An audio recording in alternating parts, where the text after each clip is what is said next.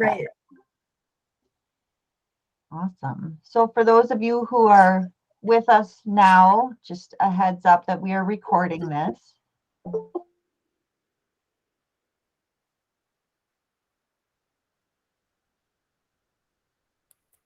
So that people who miss it today at lunchtime can listen to it another day. How does that work, Rand? Do we email that out? Is that how we Yeah, do? some of the companies that we work for actually put it on their intranet, and we put it up on our YouTube channel.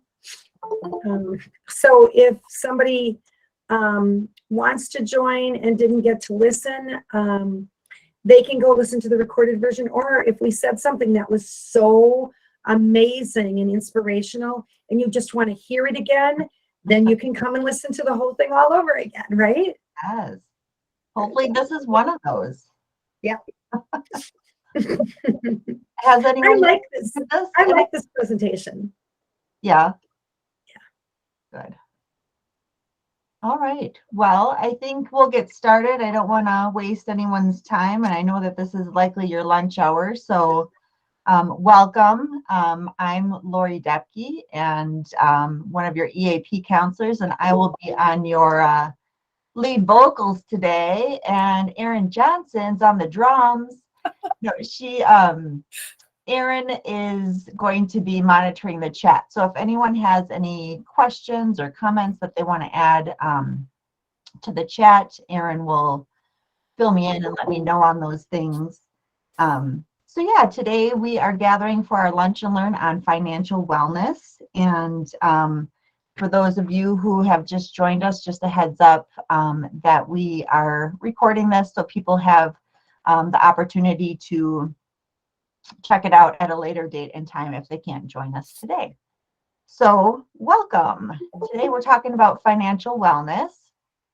We buy things we don't need with money we don't have to impress people we don't like. Now, I've never seen the movie Fight Club. No judgment, please. But man, I read this quote and I was like, wow, that hits a little too close to home. So I'm not sure who else feels a little bit guilty of this, but I think for me, it was a good reminder to often ask myself before I buy something, anything, like, do I need this? Why am I buying it? Rather than making some impulsive type purchase. So, is this program for you? Do you have money?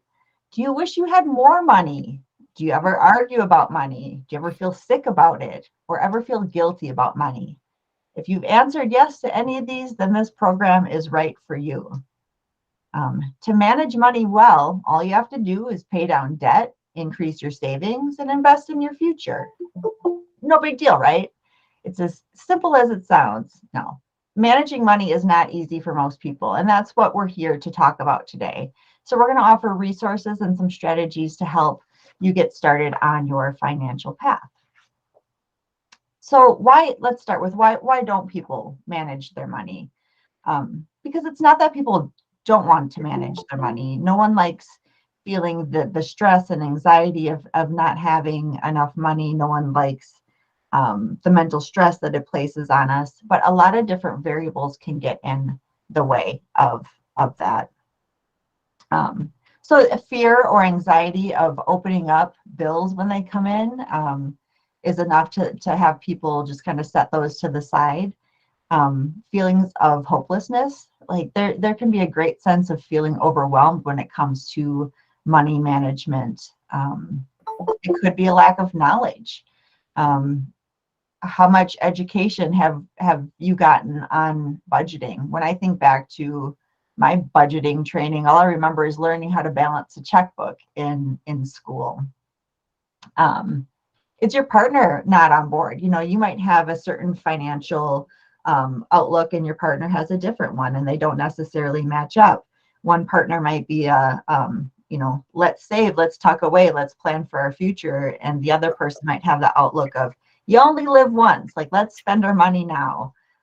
That can often lead to arguments. A lack of self-discipline Or I love to fill in the blank. I love to shop. I love to gamble. I love to eat, and I buy food when I'm hungry at the grocery store, and then ends up being some impulsive purchasing. So a lack of self-discipline, those impulsive decisions that we make, that desire for immediate gratification, are all reasons, and many other reasons I didn't name too, as to why people struggle with managing their money. Welcome to those who are joining. Why is financial wellness important? Let's say your car gets a flat tire. Do you have a savings? If the answer is yes, no problem. It's a 3-hour convenience. Maybe you have to get towed somewhere. You get it repaired. You get it fixed. You pay the bill. Poof, done. No more stress. But if you don't have money in your savings and you run into that situation, then you have to put that tow truck on a credit card. You might have to ask parents or someone else for the repair money. And it increases your stress level. So all of these things, the more money that you have set aside to prepare for those stressors that will inevitably happen, it's important to try to plan for those things that we don't necessarily want to have happen, but do nonetheless. Life can be stressful and money helps. As I was just saying, some of those things, those unexpected things, someone in your family gets sick, a sick child. So then you have medical bills, or even for some people, being able to have money for the medication can be a challenge. There could be an unexpected job loss, home repairs, whether that's it could be anything from needing a new roof to a furnace, a water heater, anything, whether it's something that you have to plan for, or something that's unexpected that comes up. Vehicle maintenance, oil changes, gas, things like that, as well as something more serious where your car needs perhaps major engine repairs. Holidays and celebrations, you think about it, you've got many throughout a 12-month span. You've got birthdays, anniversaries, holidays. Some people are, forward thinkers and even set up one of those holiday savings accounts where you contribute money early in the year, which is always a great idea. But even then, is it ever enough? Do we ever save enough for those holidays and celebrations that come up? So bottom line is that there are a lot of unexpected expenses that come up, and that can be a great source of stress and contention, and money can help those situations. So what will this session do for you? It's going to help you determine where you are in your stages of change when it comes to finances, help you identify roadblocks to making those financial changes, help you identify strategies to overcome those roadblocks, find out what those barriers are and try to get ahead of them before they happen. And we'll give you some resources so you can take the next step to hopefully making some better financial decisions in the future. So a disclaimer that I am not a financial counselor or a financial advisor. What I am here to do is I'm kind of a generalist to talk to you about general behaviors and some decision-making processes that can change to help you make some better financial decisions in the future. So what the session will not do is be a quick fix. It's, being able to adjust your finances is something that takes time, it takes dedication. And this is not a session that will make you rich because of that. Anytime we're looking at that, it's going to take some time. I will not tell you how to invest your money. And this will not be the only resource you need on your path to financial wellness. This just, if you just want to view this as a starting point to move from more of a pre-contemplation state of change to at least a contemplation state of change, which we'll talk about in great detail coming up here. Perfect. Thanks, Lori. Before you go on, Rayanne has raised her hand. Okay, thank you. Go ahead. Thanks, Lori. Thanks, Erin. I just want to say that sometimes people ask that, why does EAP talk about finances and budgeting? What does it have to do with counseling? And you know, it maybe doesn't seem obvious at first, but lots of our financial troubles can occur because we've got stress or problems in other areas of our life, relationships where goals don't match up and things. So EAP is a great place to come to, even though we don't give out loans, or we can't refinance your house or things like that. We can help you identify those challenges that come more from emotional and relationship kind of things that do have a big impact on our well-being. Yeah, very good point. Yeah, you know, our mood, our status of our mood can definitely be a factor in how we manage our finances.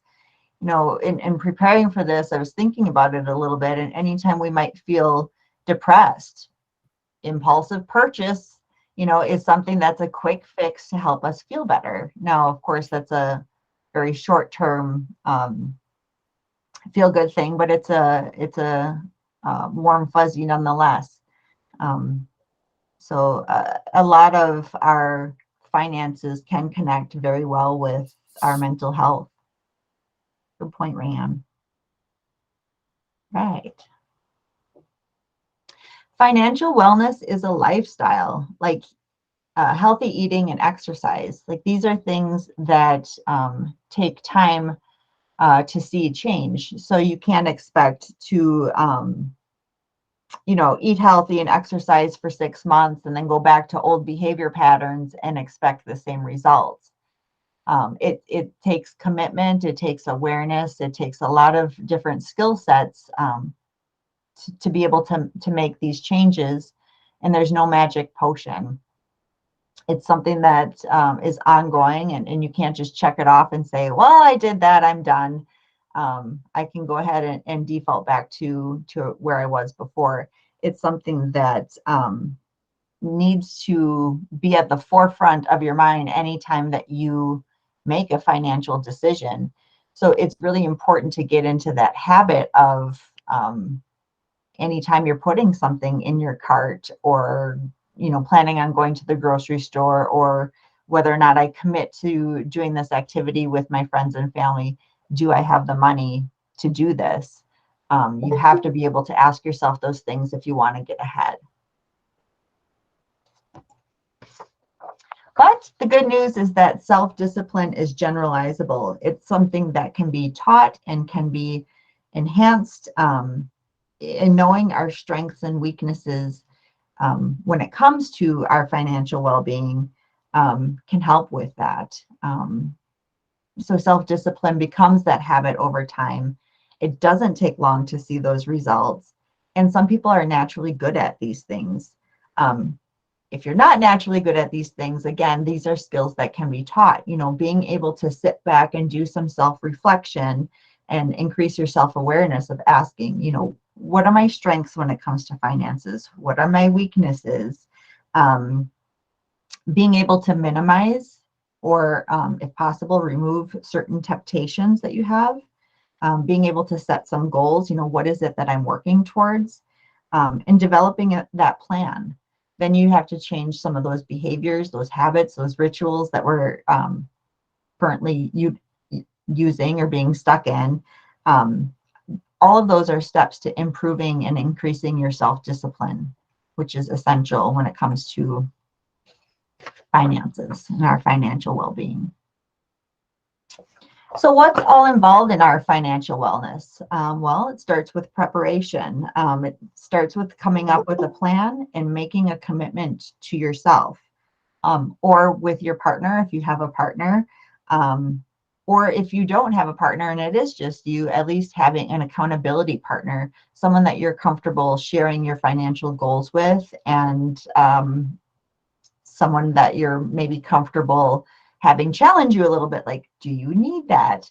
and being able to receive that well from that person. So it includes being able to take an honest financial inventory in looking at where you have historically spent money, which requires self-awareness and transparency with yourself. And honestly, like when you do that and you take a look at where am I putting my money or what am I doing with my money, you might not like what you see. Just like that first initial quote, you might be spending money that you don't have to impress people that you don't necessarily care about. And that can be like a eye-opening experience for some. So being able to be honest about what you're doing with your money, and being honest about it. So being able to look at where, once you can look at where is your money coming in, how much money is coming in, where is it going, then you can start with your goal setting. What is it that I'm trying to accomplish here? Am I paying down debt? Am I increasing my savings? A little bit of everything. But it's important to have specific goals that you're trying to tackle. So there's the preparation stage, and then there's an action stage, and that includes following a new budget, beginning to pay down debt, investing in your future.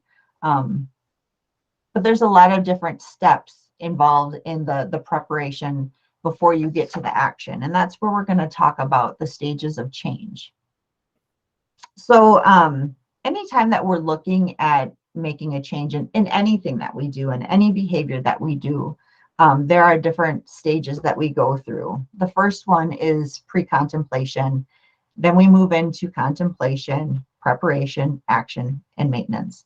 Now, anytime that we kind of fall out of that cycle, we would call that being in a relapse and kind of not necessarily starting over, but maybe starting in a different place than where we were. And we're going to talk about each of these stages in detail because they're all very important in and of themselves. And it's not uncommon to move from one stage to the next and back up. It's not necessarily a linear process. Like if you've tried to change anything, quit smoking, change your eating habits, change your exercise habits, I'm sure you've found that you spend some time thinking about it. Maybe you get a plan, maybe you put that plan into action, and you got yourself to the gym that one day, and then you kind of default back to not exercising for a couple months. That's sometimes how the stages of change work. So as we're going to talk about each of those in a little bit more detail. So moving through the stages, as I mentioned, the first stage is pre-contemplation. And essentially this is going about your life as you normally are. You're not creating any change. You're not even thinking about changing at this point. In fact, pre-contemplation actually means before thinking. So you're not thinking about it. It's not on the forefront of your mind. Essentially, it's kind of the denial stage. Like it's not even on your radar. You're not thinking about it. So for example, if you're aware that you need an emergency fund, but you're taking no active action at even thinking about how I might do that, then you're in pre-contemplation. So many of us that are showing up here today might be in that stage of change. And like I said, hopefully that this presentation will help you kind of move into this next stage of what's called contemplation. So you're here, hopefully you're thinking about it.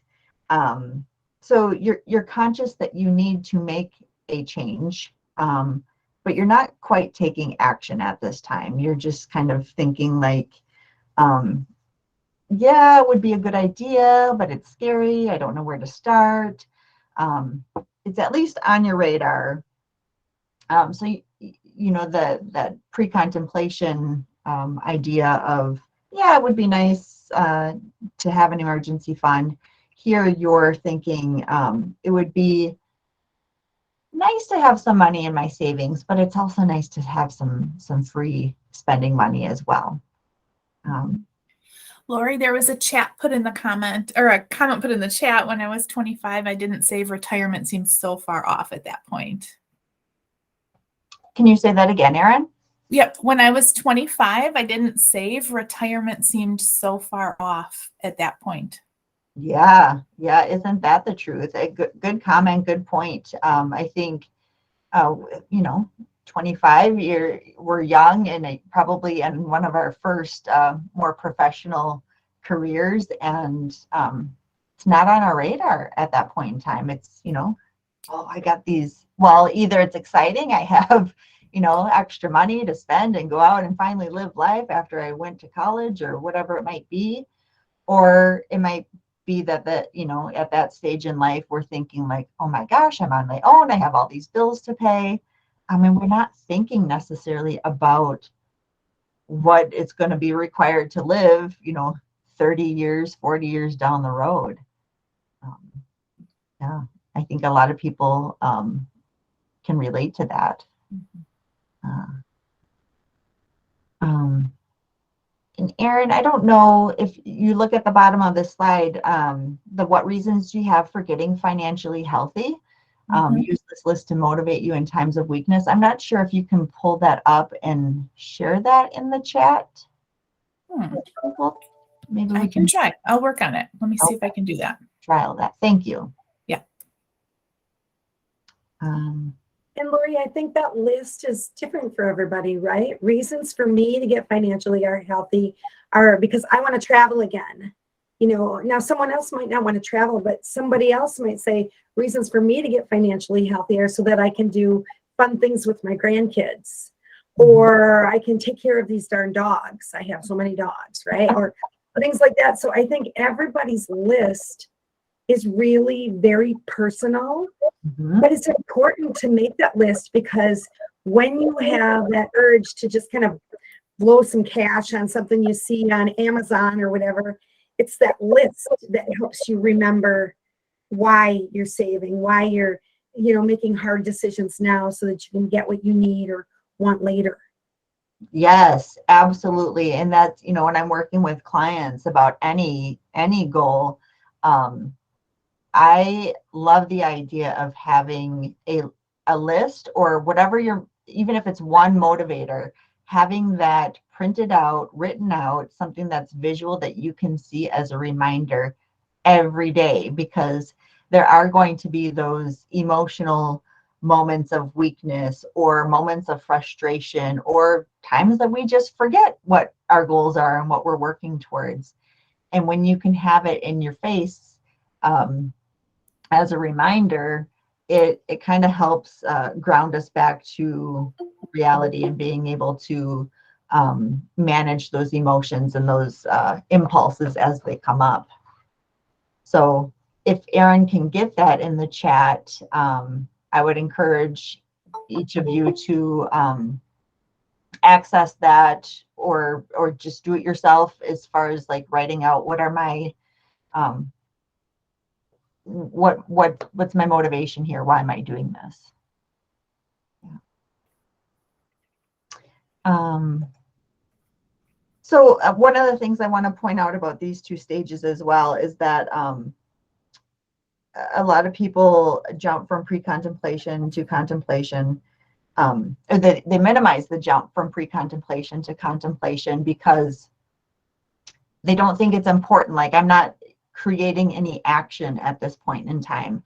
And it's really important to like give yourself props for that jump. Even though there's no action at this point, it's still a moment in your mind where you're saying, no, okay, this is something that's on my radar, and it's like, it's still progress. It's still moving you from one stage of change to the next, and that's still progress. So I think that that's really important that people acknowledge that there is a jump there.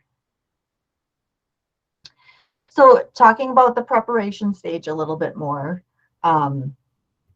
that would be stage 3.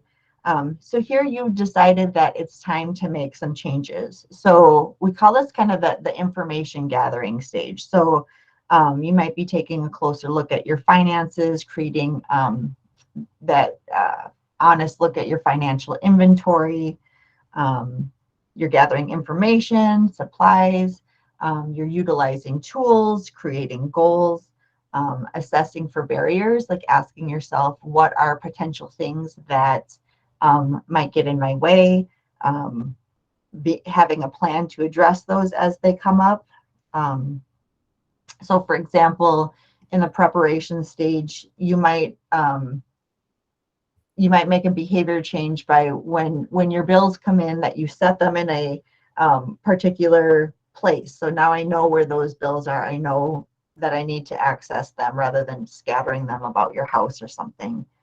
You might be uploading some of your accounts into an online budget, or printing off a hard copy. You know, I'm one of those old school people that prefers to like write things out. It feels like I have a little bit more control that way. So you might be printing out a hard copy of a budget. So this is the stage where things really kind of start moving. And like I said earlier, whether it's finances or any other goal, you might have been in this stage before, and maybe you did make it to the next stage, or maybe you regressed and went back. Either way, I always like the idea of, if you've been here before, take what information you had that was useful and helpful, and also take a look at the things that were setbacks and caused you to kind of fall back into that contemplation or pre-contemplation stage of change, because both of those directions, whichever way you went, are going to give you valuable information to help you move forward this time. So for example, I'm guilty of this. If I go grocery shopping on an empty stomach, I know that I will buy all of the junk food and all these things that I don't need and aren't on my grocery list. But this is a stage where you would start to like, okay, I know that's a problematic, like that's a trigger for me. That's a potential barrier for me to meet my financial goals. So I'm only going grocery shopping on a full stomach, and I can only buy the things on my grocery list. So this is where you're really taking a look at what are some of those things that lead to those impulse purchases. The Financial Smart Goals worksheet too. Erin, I don't know if you've had any success. Are you? So I could not find a worksheet for the first one, the reasons to get financially healthy. So that would be a great list for everyone to brainstorm on their own. I am right now trying to get that SMART Goals worksheet into the chat. I'm having a few problems, but I'm going to keep working on it. Okay, perfect. Thank you for your dedication. Rayanne, you look like you want to say something, but you're muted. No, I'm just laughing. You guys, that's one reason to save, so that you can afford tech support, right? But the worksheet, you know, the other thing we can do, those worksheets and the budgets in here are really important. We can share this PowerPoint with all of the companies. So if you want those worksheets, we can share this PowerPoint with you, and then you can open it and click on it too, so that you don't have to just get in the chat. Because some people might not be, you know, they might be on their phones or whatever, and might not be able to. So if you want these worksheets, just send us an email or note that, and I'll take those notes in the chat of the people we should try to send it to. Put your email there, or send us a message to eap@ascension.org, and we'll send you the whole PowerPoint. How's that? That works for me. That works. Right. Thank you. All right. Preparation tools. I won't spend too much time on this slide. I feel like we've talked about this a little bit already. Being able to take a look at what is my income or my assets, how much money do I have coming in? When is it coming in? What other assets might I have that I can potentially sell if I don't need, or things like that to help pay off some of that debt and get ahead. So what's coming in and then what's going out? What are my monthly bills and expenses? What are those liabilities? And like getting down to the nitty gritty. I mean, everything that goes out should be listed. I think, I have Hulu or something, which is probably like $8 a month or something like that. That is money that's going out. It's only $8, but if it's only $8 and then I spend another $7 on Amazon Music or whatever, like all of those little things add up. So when I say an honest inventory, I mean an honest inventory. Everything that's going out makes that list. And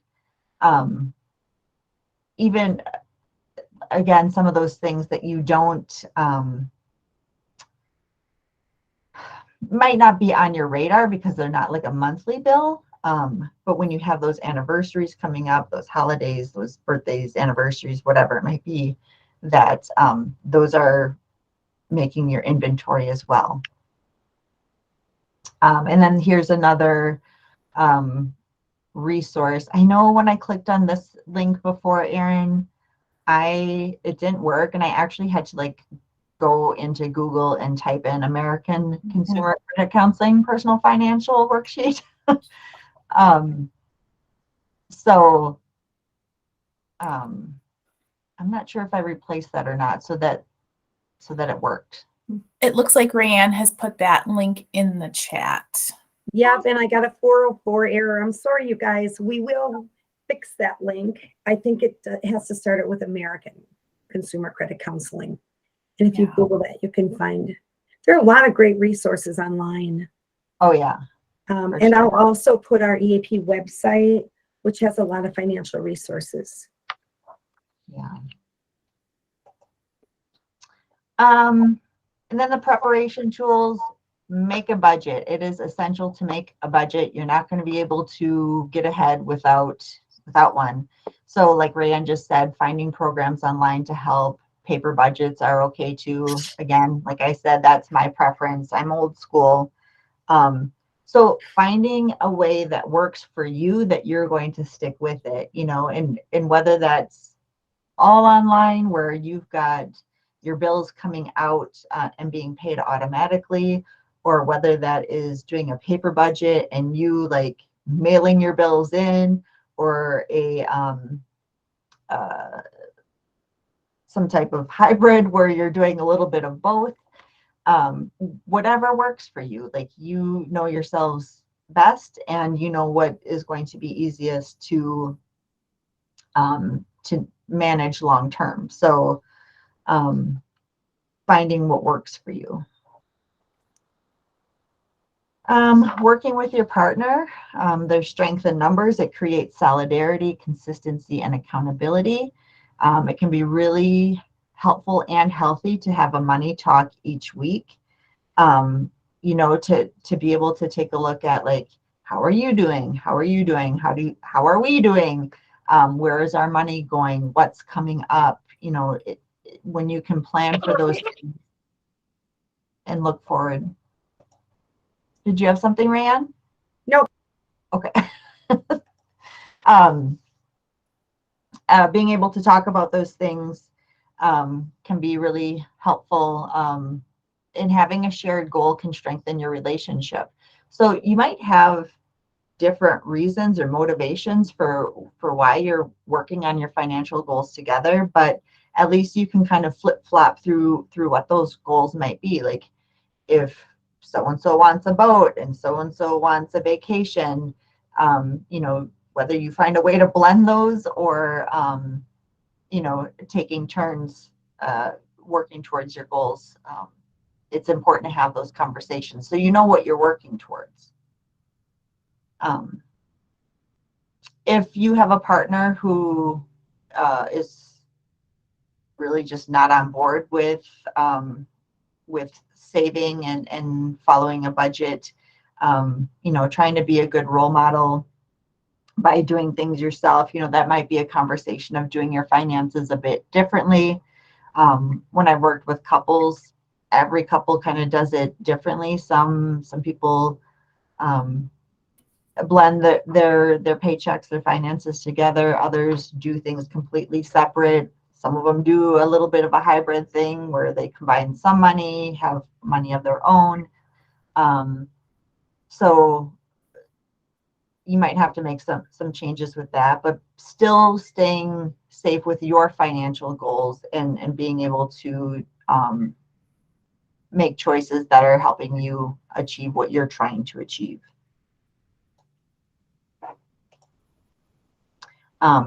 However, if there's a bit more behind what some of those struggles are, if you have a partner that has a spending problem, gambling or other addiction, there are resources for that as well. EAP here, we're one of them. We can definitely schedule an appointment to have those conversations, whether it's individually or a couples situation, and we can also help provide additional resources for that as well. And if you need to take a deeper step in managing or protecting your own financial well-being, protect yourself. That might be a time where you set a strict boundary of whether you're on board with this or not. We're going to do separate accounts, and in some cases, we might suggest a legal separation where if you do the work through the court system, financially you are separate from one another, so you're protected in that sense.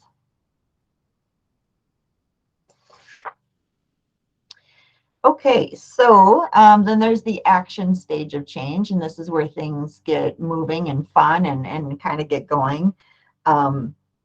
So in the action stage of change, it's where you're doing something different than what you've done in your past. So you might transfer some of your paycheck to your savings account rather than all of it going directly into your checking for free spending. All of it's gone. At this point, you might be implementing a system of, before you were putting the bills right in their spot. Now they're going in their spot and they're being opened right away. You might be checking your budget regularly to make sure that you're staying on track with things. So in this point, you've created a budget, you're working to stick to it. Some of these goals here, and these are taken from Dave Ramsey, I think someone had commented about him in the chat before. He's a little bit of a financial guru. He's, I think one of his phrases that he says is pretty much like, you eat peanut butter and jelly today so you can eat steak and lobster down the road. It's all about like pinching those pennies and making the sacrifices today so you don't have to stress about it tomorrow kind of concept. So he kind of follows the rule of working towards getting $1,000 in your savings for those emergencies that we talked about coming up. Working to pay down your debt with a debt snowball. So if you have, a credit card where your monthly payment is $50, and then you've got another credit card payment or something that's, $60 or whatever, but you can only pay $10 on that. You pay down your account that has the lowest balance on it, and then once that's paid off, whatever you were putting to that payment, you add to your next plus what you were paying on that. So so that $50 would then roll into $50 plus the $10 you're paying on that second account. Hopefully that made sense. If you're a visual person, I could write it down, but so paying down your debt, once that's done, then saving 3 to 6 months of expenses. So if you have one of those unexpected job losses, you don't have to stress about finding a job right away, because you can, kind of, that you have the money to live without that stress for a little bit. And then investing in your retirement account. So he's a resource too, Dave Ramsey. If anyone wants to jot that name down, or maybe we can stick it in the chat.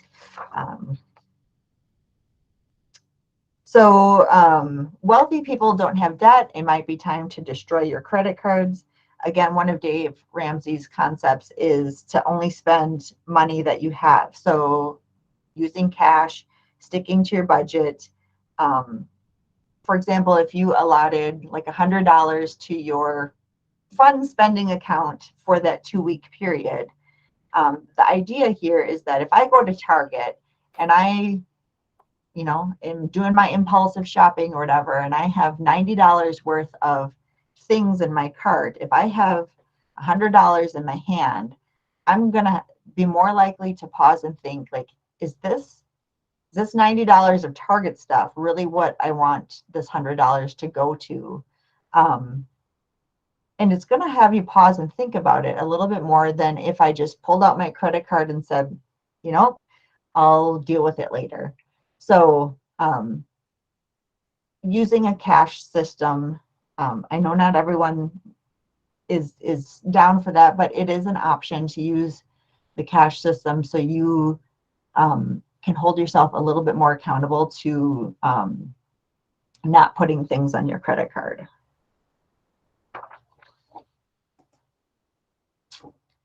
So use cash when possible. Again, the envelope system, if you want to create envelopes, and that's where you take out however many $100 of cash you have and you put them in each envelope, that definitely works for some people and helps you to stay away from that temptation. So essentially here what we're saying is know your triggers and plan for them. In the action stage, you might remain here for years. Like if we're talking about like paying off debt, if you have $10,000 in debt, it's probably going to take you a couple of years months at least, probably years. But if you're great at this, maybe shorter period of time, it's going to take you time to work off that debt. So you might be in this action stage of change for a really long time, and that's okay. The important thing here is that you're making progress and you're working towards that change. And you'll start to see, like, you almost kind of get excited about paying off some of that debt because you see those numbers going down and you see those zero balances on those credit cards, and it's kind of elating in that sense, which then helps motivate you some more. Yeah. Can I pop in for just a quick second, Laura? There's some good comments happening in the chat around tracking expenses and how helpful that is. Someone had mentioned that their bank provides a summary of expenses and categorizes that for them. So that could be a feature that's offered by people's banks that they don't know about. Mm-hmm. And additionally, some comments in the chat too, just about how motivating it is, like what you were just saying, when you do see those balances start to come down and you are paying some things off. So some people have definitely experienced that motivation. Yeah, for sure. And that's a great example of that preparation stage. When you have those bank statements that have, I think mine comes in like a pie chart, and it says like, this went to groceries and this went to miscellaneous and this went to bills. Like if all of my pie chart for fun things is bigger than, the responsible things, like that's a problem. So that's in that preparation stage. That's where you're doing that information gathering, and those things can really be handy in helping you understand where those monies are going to. Yeah. Lori, when you talk about the action stage and all of the really deliberate and kind of disciplined things that we try to do in the action stage, what do you think about like treating yourself once in a while? Does that work for everybody, or can that sabotage a whole bunch of good progress, or is it just too hard to keep on doing all the right things and never get a treat ever? What do you think? Yeah, I think it's important to include that in your budget. Now, most of us probably get paid twice a month. No, you might not be able to treat yourself every 2 weeks. or depending on, how you like to treat yourself. If you want a pedicure, that's, well, I used to say 30, it's probably like 40 or 45 now, but that's a good chunk of your spending money for the fun category. So it's either,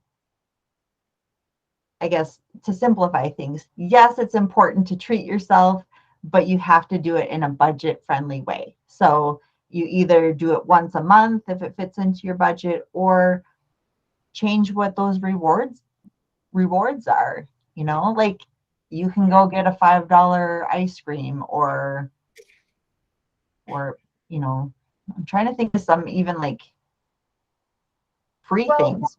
With the pedicure thing, I mean, if you would do that with a friend, instead of going to get a pedicure, you could go get some crazy color nail polish and spend an afternoon doing each other's feet. I mean, something like that. I think we forget about all those really, really precious things that we value in our lives that don't cost any money. I think that's a great point. And so it might require thinking outside of the box. And this would be one of those things where I would encourage a client, if I was working with them one-on-one, to make a list of rewards that that you might not think of, and ask your friends. Like Rayanne, you just came up with a great suggestion that I wouldn't have thought of, and that's perfect. You're treating yourself kind of twice. You're getting that fun nail polish, but you're also being able to spend an afternoon with a friend and catch up, and things like that. So starting a list and adding to it. Mm-hmm.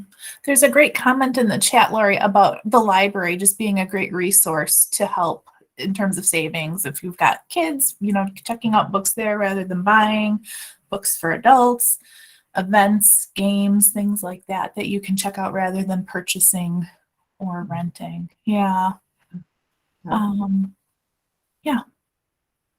Yeah, the library, excellent community resource. I know in the Wausau area here, we have the 400 block concerts, and we have the water ski show. There's a lot of, if you pick up a, what's the name of it? Local people, help me out here. The little newspaper that's in front of grocery stores that, thank you, Hannah. Like in Marshfield, it's Hub City Times. Yeah, the city pages. It outlines all of the activities going on, and they're free, and you can treat yourself to getting out, and maybe you buy a snack there or something, but lots of activities you can do, and make that list and keep adding to it. Yeah. Awesome. Okay. And the fifth stage is the maintenance stage. So this is where the guilt is gone, the relief has set in. It's a great feeling when you've hit this stage. And like I remember when I paid off my student loans, it was wonderful. It becomes a little bit of a new normal. Like your budget opens up, and it's kind of like the clouds split, and just like our pictures shows here. And so your new behavior becomes routine. You have to focus less on like, what are my triggers and what are things that get in the way, because it's a new behavior, and you don't necessarily have to pause and think about those things anymore. Maybe you don't have to have those credit cards locked in a lockbox anymore, or frozen in a chunk of ice in your freezer. So it can be a really great stage to be in, but it can be a risky one too, in the sense that sometimes when that debt is gone and we don't have those that stress hanging over our head, that we can kind of default back into some of those old behavior patterns, and then we start to see that the credit card bill starts to go up again. So it's really important to be cognizant of sticking to your budget and reminding yourself what these goals are, and reevaluating. So your goals, once your debt is paid off, your goals are going to change. And that's where it's important to see, okay, what am I working towards now?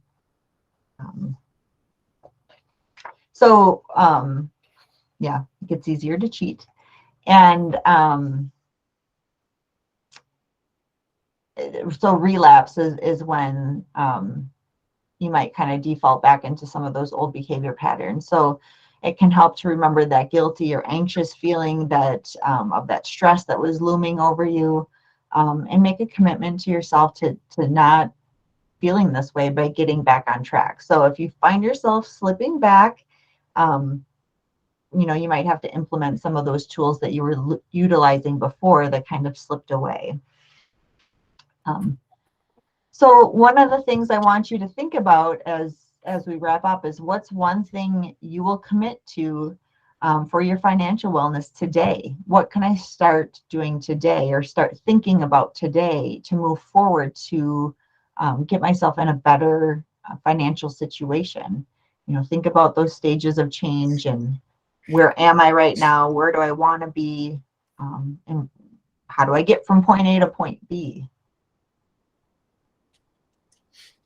So with that being said, are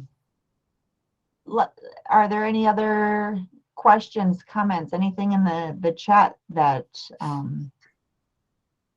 anyone wants to share or address? Lori, I would just say that if people aren't sure where to start, or they feel like they've got to start and they're just, keeping on, that's good. And everybody is at a different stage. One of the really important things, though, is that if you don't have a goal for where you want to go, or what you want to do after you get your debt paid off, that next goal, I've heard us saying that people without goals find themselves with other people who do have goals for them. And so, the TV is full of advertisements convincing us of all the junk that we need. A society, my neighbor buys something new, then I want it too. So I think that we should not minimize the value and the importance of really setting goals, not only to get a handle on finances that are out of control, or catch up on retirement savings, or paying off debt, but even the goals of what comes after that. What am I going to do after I feel like I'm in a good place to keep on track? What will the goal be then? Mm-hmm. Yeah. I like that saying that you shared, that if we don't have goals, we kind of follow what someone else is doing, which isn't always, if they're not doing healthy things, they can help us easily slide back. Yeah.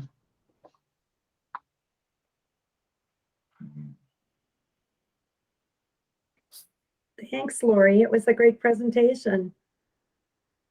Thanks. You say someone who's cut off all and is still struggling month to month. I just want to answer the person in the chat. Struggling, even when you have done all the right things and there's just not enough money to make it, for 2 weeks.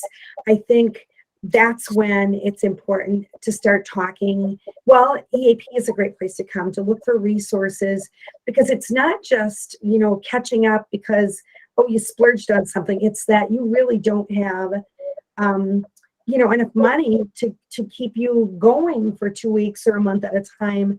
And there might be some other things to look at. Some people will do a second job, but then, you're saying no to family time. Some people will, get through the grocery store with just the cheapest foods, but then you're saying no to like all those healthy options. But I think when you have a chance to talk it out with somebody else, you might discover that, I didn't think of that. I didn't even know that program existed, or whatever. And you would be able maybe to get some new ideas to help stretch just a little farther. Mm-hmm.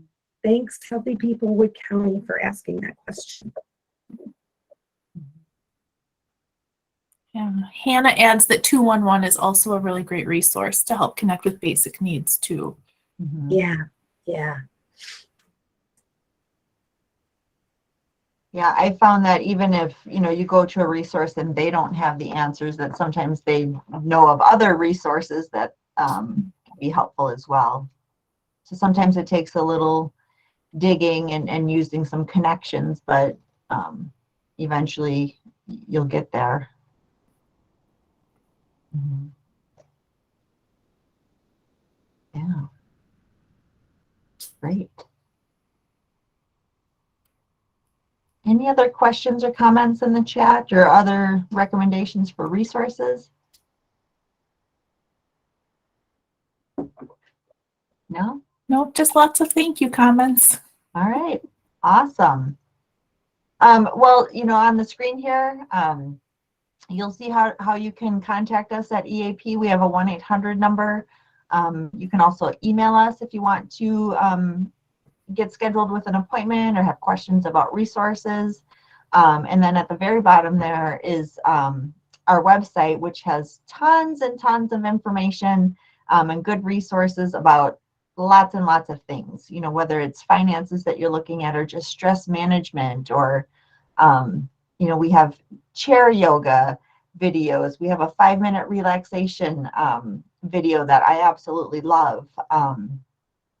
Lots of different resources. So if you have, right now, you have an extra 5 minutes. If you hang up now and take a look at it and just check out, play around on there and click on different things. And there are handouts and Brianna, I'm not sure if you can answer this. Do we have any of the financial stuff? If not, that's a good thing for us to add to our. We do. It's not up on the website, but we do have some great financial resources. We have some budget templates that are great because I never remember what all I need to pay. So budget templates and other worksheets that we can share. If you're interested in that kind of information, you can just send an email to EAP and say you're looking for financial resources, worksheets, things like that. I'll also talk to Brian about putting that up on the website so that it's easy for people to find there. So that would be, it might take him a week or so, but we'll see what we can do to get that up on the website too. Thanks, Lori. Yeah, perfect. Wonderful. Okay. Well, if there's nothing else, I think we could probably wrap up. And I appreciate you guys joining us for the financial wellness and for your questions and comments and other resources that you've added to the chat. Like Rand said, if this was just a fabulous presentation for you and you want to watch it again, we will be, did you say, Rand, will send it out to the main people that know how to get it out there? Yep. Yeah, Perfect. we'll put it on our YouTube channel, which if you go to the website, you scroll down, you can click the link to the Employee Assistance YouTube channel. There's a ton of great stuff on that channel, and this presentation will be one of them. Awesome. All right. Well, thank you for joining us. And think about that last slide about what are you going to do today to begin committing to a better financial future. And I wish you the best of luck. Thanks. Thanks, everybody. Bye. Bye.